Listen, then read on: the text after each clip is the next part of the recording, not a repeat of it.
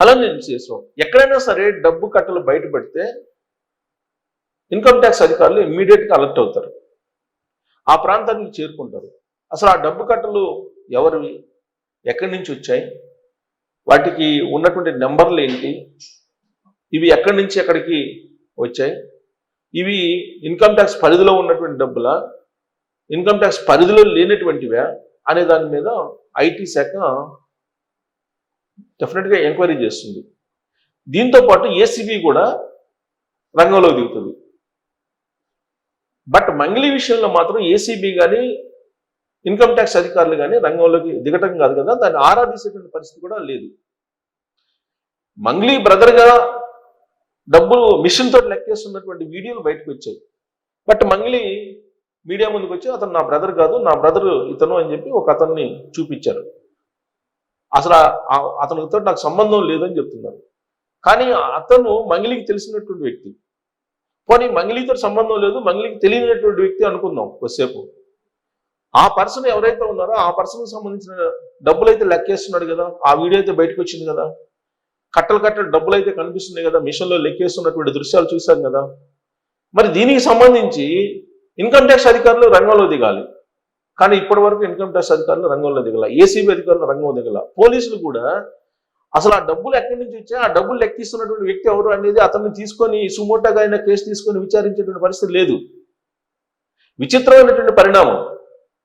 ఏదైనా ఎక్కడైనా మనకి ఒక 50 లక్షలు లేదంటే ₹1,00,00,000 కనుక బస్సుల్లోనూ కారులోనూ తీసుకెళ్తుంటే ఇమీడియట్గా పోలీసులు క్యాచ్అప్ చేస్తారు.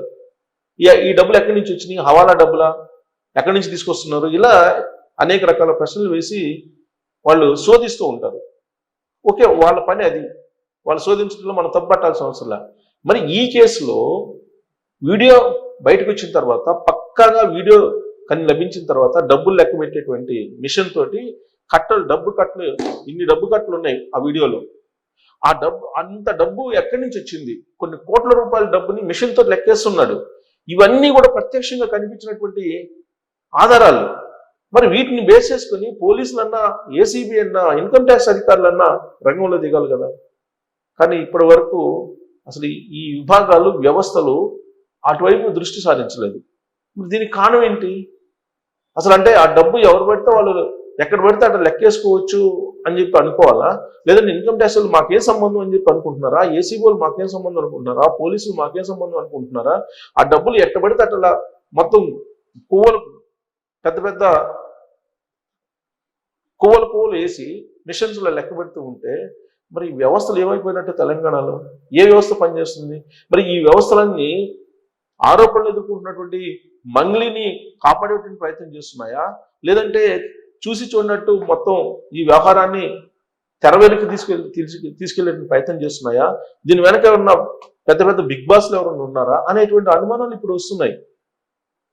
మరి ఆ డబ్బులు, అన్ని డబ్బులు కనిపిస్తే ఇప్పుడు ఉండేటువంటి వ్యవస్థలో దాని మీద ఎంక్వైరీ నడవలేదని అంటే, ఎంక్వైరీ లేదు, అట్లీస్ట్ సుమోటోగా తీసుకోలేదు, విచారణ సాగించలేదంటే ఏమనుకోవాలనే దాని మీద మీరు కామెంట్ చేయొచ్చు. Thank you.